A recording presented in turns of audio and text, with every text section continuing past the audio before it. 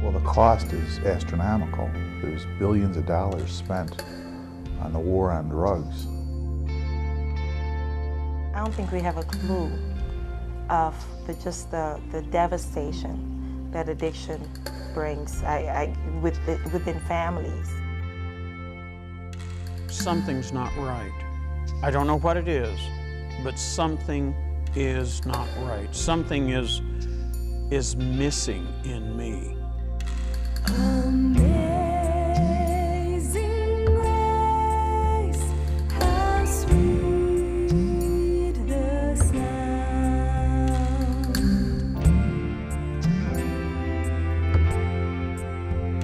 I once was bound, but now I'm free.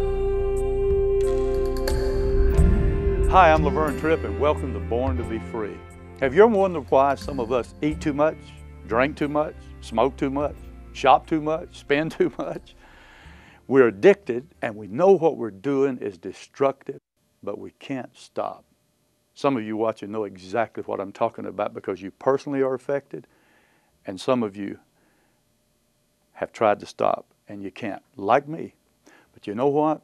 It costs billions of dollars. And I know you know that, not only in money, but the cost in dreams being shattered, the cost in lives being shattered, families being shattered.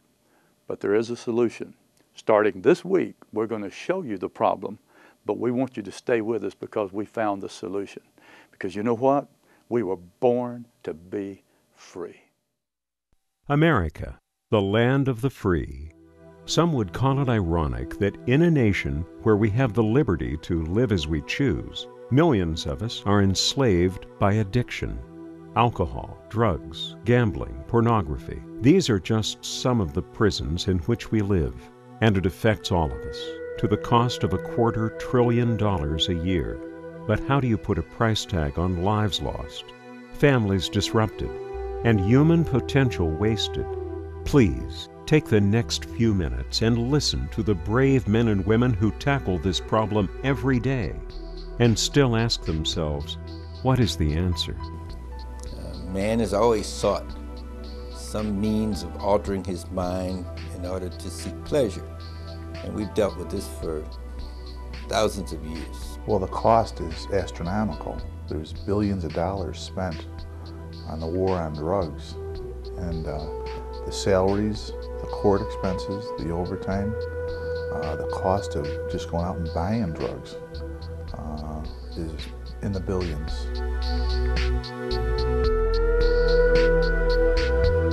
The cost to our society for drug abuse exceeds $150 billion, and it includes social costs, social welfare costs, costs for treatment, criminal system costs, criminal justice costs, as well as healthcare costs and loss to workplace productivity.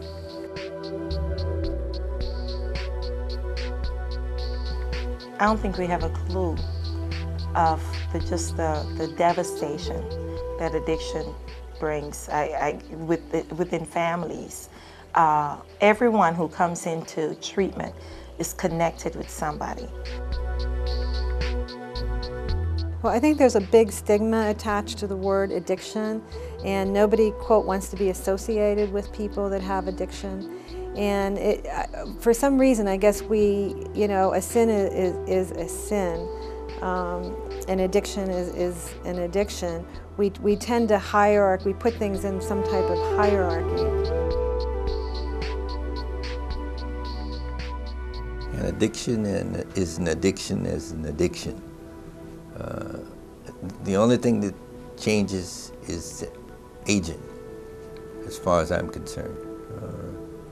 Because the basic principles of management are exactly the same for chemicals as they are for gambling or for sex or whatever. You could be addicted to television. You could be addicted to the internet, which is a big one. Caffeine addiction, I think I have that one. I've been going to Starbucks a lot.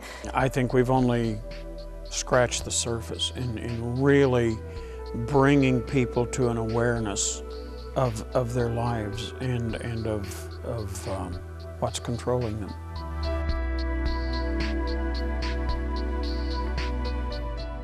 From a law enforcement standpoint, we are not going to win the war on drugs. The police are not going to win this war. And we can't put every narcotics addict in jail. We treat them, yes. We treat them and we treat them and we treat them and we continue to treat them.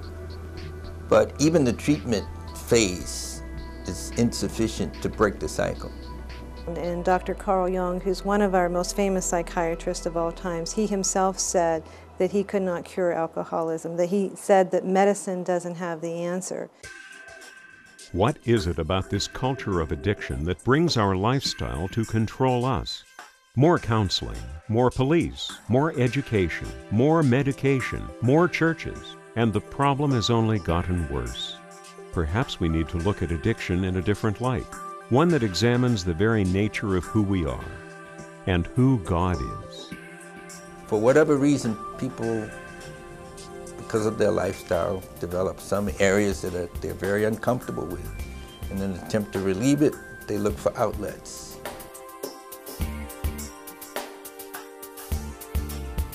I think all of the addictions have the exact components, that they all represent us trying to fill a void within ourselves, that somehow we have something missing inside us and we think only if we have this one more drink, only if we have this new dress, only if we get one more win at the horse races, that somehow we'll be fulfilled and fill this void in ourselves. And so we're constantly looking and we want it really fast. I think we have a whole culture that's addicted to having things really fast, right away, now. And it's a spiritual problem. You don't just start out being an alcoholic or addicted to crack. I mean, it starts in small ways and then it just grows. It also becomes a physical addiction, but we believe it starts off as a spiritual need that you try to fill. But people know that something's not right. I don't know what it is, but something is not right. Something is missing in me. And I don't know what it is.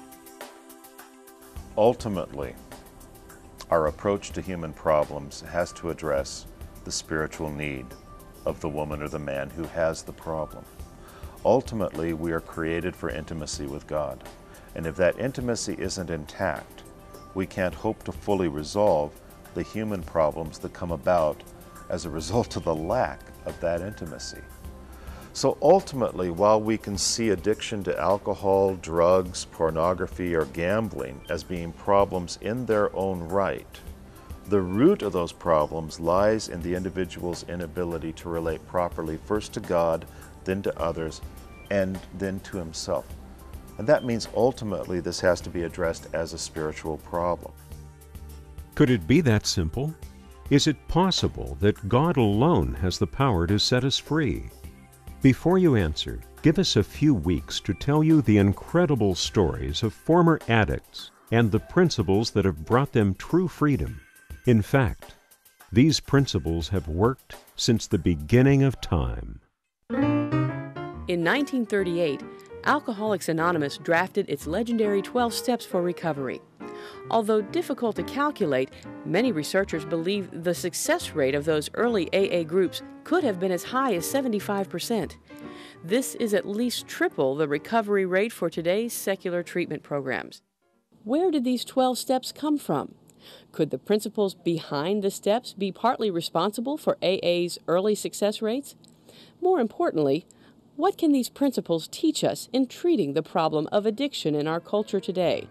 Dick B. is a recovered alcoholic and a leading historian on the spiritual roots of Alcoholics Anonymous. In keeping with AA's famous tradition of anonymity, Dick asked to keep his identity hidden. If you want to change your life, if you want to help change somebody else, you never drink again. That's it. That was their message. It's, I won't drink anymore. God help me. I'm going to do my best to obey you, and I'm going to help other people. And it changes all of us. We become different people. We begin our story in 1908, 27 years before AA was formed. A Lutheran youth minister from Philadelphia, Frank Buchman, was visiting Europe not aware of the life-changing encounter that was about to hit him. He was still steaming over a violent argument with his board of trustees concerning a budgetary issue. In anger, Buchman resigned and was determined to take charge of his own affairs. But that changed in England, where at a church conference, Frank Buchman had a spiritual experience that would transform the course of his life. I began to see myself as God saw me, which was a very different picture of the way I saw myself. I realized how my pride, my selfishness, had eclipsed me from God. I was the center of my own life. It was up to me to change. I had to begin. Frank Buchman was true to his word and immediately wrote a letter of forgiveness to each of his trustees. My dear friend, I have nursed ill feelings against you. I am sorry. Will you forgive me? Sincerely, Frank. Buchman began to theorize that a life of moral integrity had the power to bring societal transformation. Eager to tell others this good news, Buchman toured England, leaving behind small support groups in universities, churches, and homes. Modeled after the first-century church, these groups would come to be known as Oxford groups, and ignited a movement that quickly spread across the globe. James Houck spent 30 years as an Oxford member under Frank Buchman.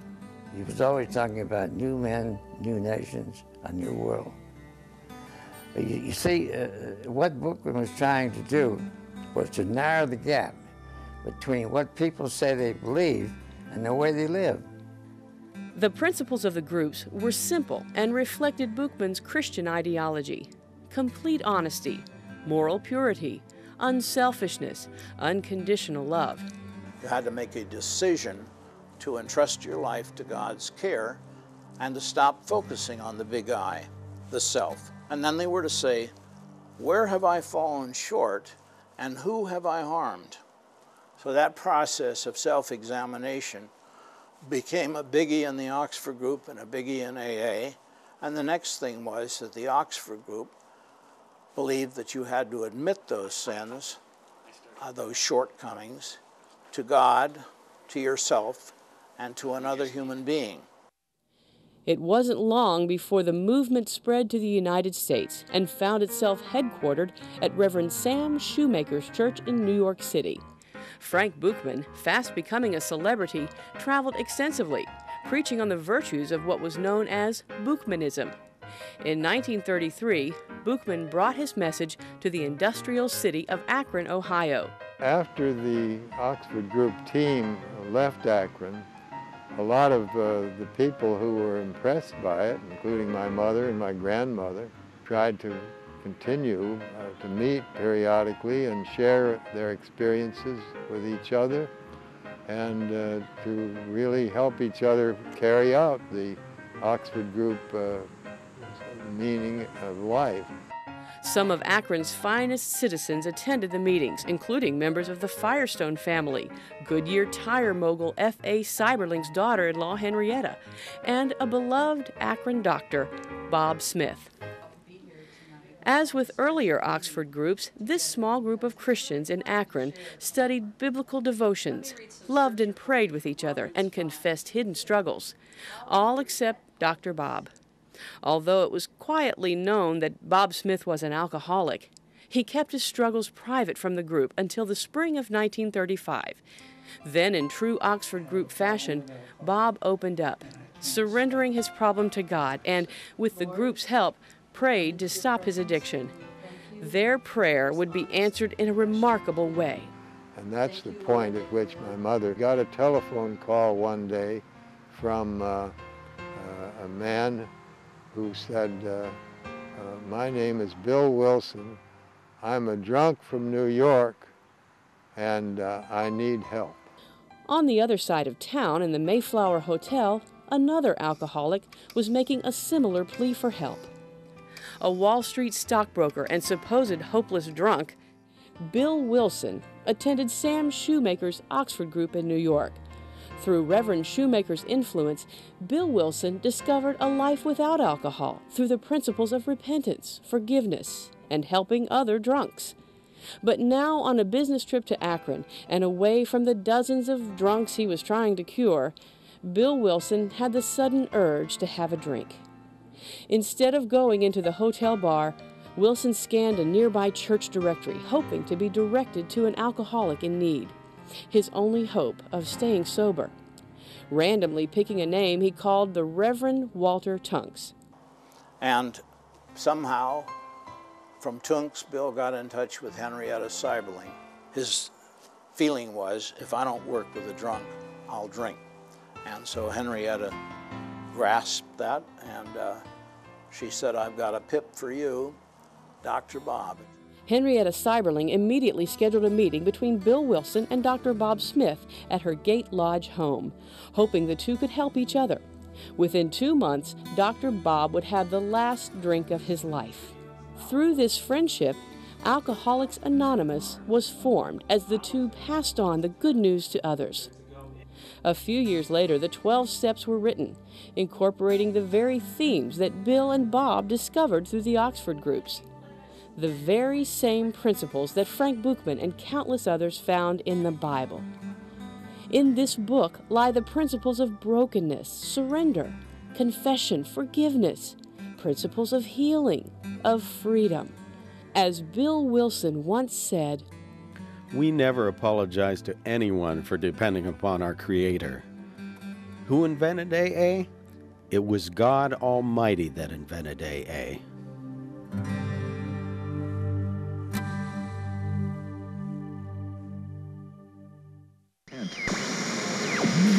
It's the stains and pains that brought me this game of a clean way of living in serenity. It's believing in a power that was greater than me, that could set me free from the stains and I never wanted to do anything but sing. That's all I ever wanted to do. Sang my first song publicly when I was 2.5 years old, and I've been singing ever since. My first drink was 16 years old. It wasn't long after that first drink that I got drunk my first time. And I hugged the commode, throwing up, you know. I felt like my bones were coming out of my mouth, my chest. And I said, God, if you won't kill me, I won't ever do this again. I don't know when I drank again, but I certainly did. He was able to hide his alcoholism for a while. And then the alcohol led to marijuana.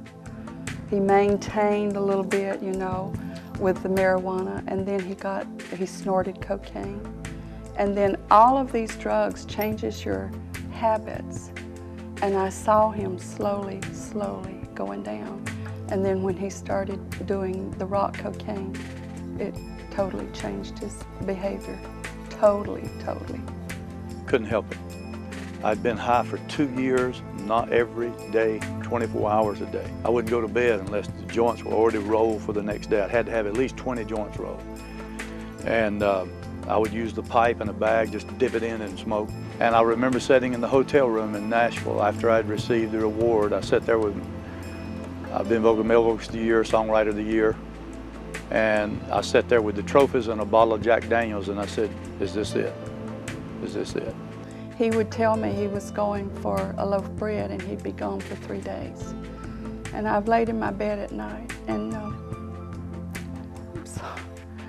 I've laid in my bed at night and when he would leave, and I would cry out to God.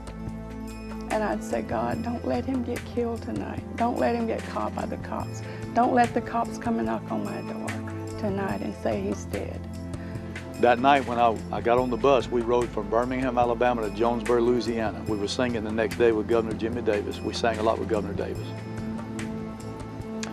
And I got on the bus that night. I didn't drink anything. I didn't do any drugs. I went straight to my bunk. And I prayed. It was the first time I'd prayed in a long time.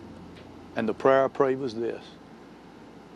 I said, God, if you're real, if heaven's real, if hell is real, if everything I was taught and I once believed, if that's true, please help me. And I went to sleep. It's the first time I'd been to sleep without drugs in 2 years. When I woke up the next morning, still in my bunk on the bus, I heard a voice, whether it was inside of me or outside, I don't know, but I heard a voice say to me, ask and you shall receive. I knew that voice. I had heard that voice when I was a kid, but I hadn't heard it in a long time because I'd hardened my heart so hard. And I started arguing with him. I said, there's no need for me to ask you to forgive me. I can't stop drinking. I can't stop drugging. I can't stop lying. I can't stop doing all the things. He didn't say anything else. And finally, I just kind of got quiet and I said, will you forgive me? I didn't think he would. The only way I know to describe it was like an elephant's foot was on my chest. It came off. It was like chains had me bound. They fell off. I felt like I had been washed inside out, and I knew God had forgiven me of every sin I had ever committed. I was so happy. Got home the next day, got in my car, started to town, and instead of going to town, I turned and started to the drug dealer's house. I tried to pray. I tried to think of scriptures. Make a long story short, I got high. Same thing happened the next day. After I got high the next day, there's no hope for me. After I got high the second day, I had a bottle of sleeping pills, and I went to the office. I locked the door, got me a glass of water, and I decided I'd kill myself. Just before I took the pills, the telephone rang, and I picked it up, and it was a guy that I used to sing with, and we'd done a lot of bad things together. And I hadn't talked to him in a year because a year before then he gave his heart to Jesus. So we didn't have anything to talk about. He called me.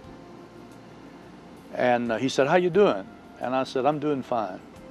I don't think any of us want to admit that we don't know what to do. I didn't know what to do. I was totally a wreck. Here I had just surrendered to God, meant to serve Him all my life. Now I've already gotten high. Now I'm fixing to kill myself. And somebody calls and says, how you doing? And I say, I'm fine. Crazy. Insanity. He said, hold it. He said, don't you realize what you're doing wrong? I said, no. Yeah, I know what I'm doing wrong, but I don't know what to do. He said, don't you know you don't have any power over drugs? You don't have any power over alcohol. You don't have any power over the flesh. You don't have any power over the world. He said, you don't have any power over anything. I didn't realize how powerless I was. And the only way I know to describe it, it felt like somebody wrapped a blanket around me, and I knew I'd found the key to overcoming. And it was faith, knowing that I was powerless, but knowing if I'd surrender to His power, He would give it to me. And our marriage is so strong now and so healthy now. I have such a good husband. He's totally changed. Instead of being mean and violent and allowing the drugs to control his life, he now lets God control his life. Healing's here right now. Healing's here right now. There's no need to wait for another place or time. Healing's here right now. We live in a culture of addiction. We all know someone who's addicted in some way or is dealing with some life-controlling issue that keeps them from being the person God intended them to be. Whether it's a hardcore addiction like drugs or pornography, or simply a personality flaw like arrogance or stubbornness, these addictions come at a great cost, not only to those with the problem, but also to the ones they love. Over the next 12 weeks, we will present solid foundational principles that can help those struggling to overcome any addiction. We'll discuss these principles with our panel of recovering addicts from several different walks of life. We'll also bring you many incredible stories of people who have discovered the secret to overcoming their life-controlling issues. Whether struggling with drugs, alcohol, cigarettes, pornography, gambling, shopping, overeating, dieting, or some other compulsion, they all found hope in the midst of their pain. Even in my addiction, I can remember when I hit bottom, I would pray and thank God that I was broke, that I had no money, because that was the only way that I wouldn't use. While this series alone isn't the answer to overcoming addictions, it can bring awareness to the issues controlling your life and point you in the right direction to find help.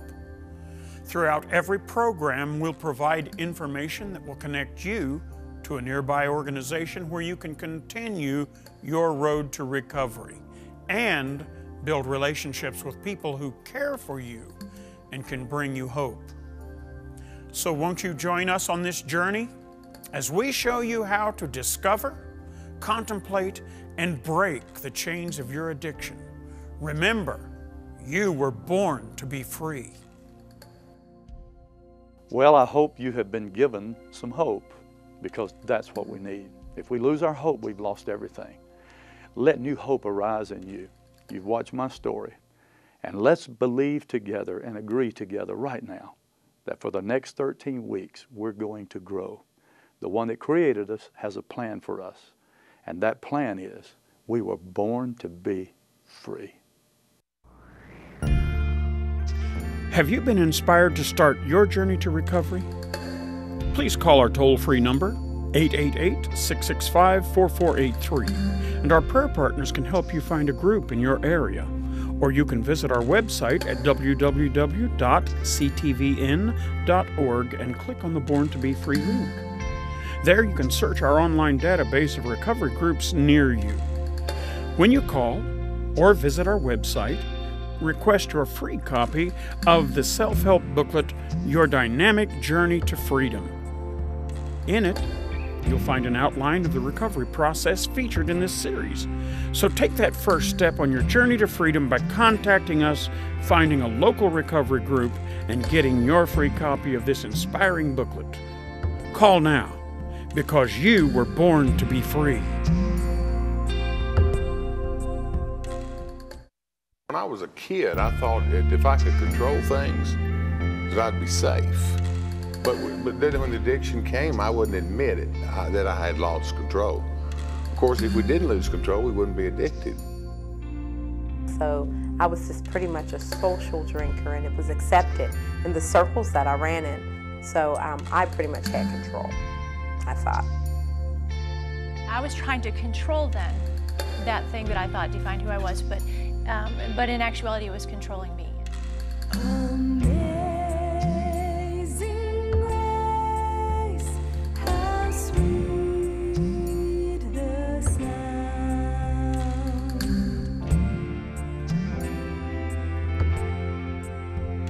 I once was bound, but now I'm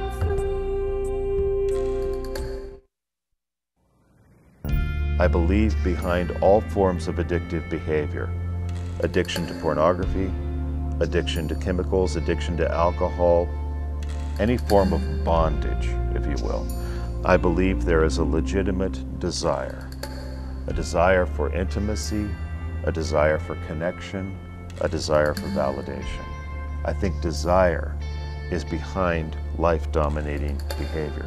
And the desire will not leave just because the person has repented of that behavior. Well, I believe that the materialism that we have in our culture really can't, as I said earlier, fill that void inside ourselves, that we need something with much more meaning, which only God can fill.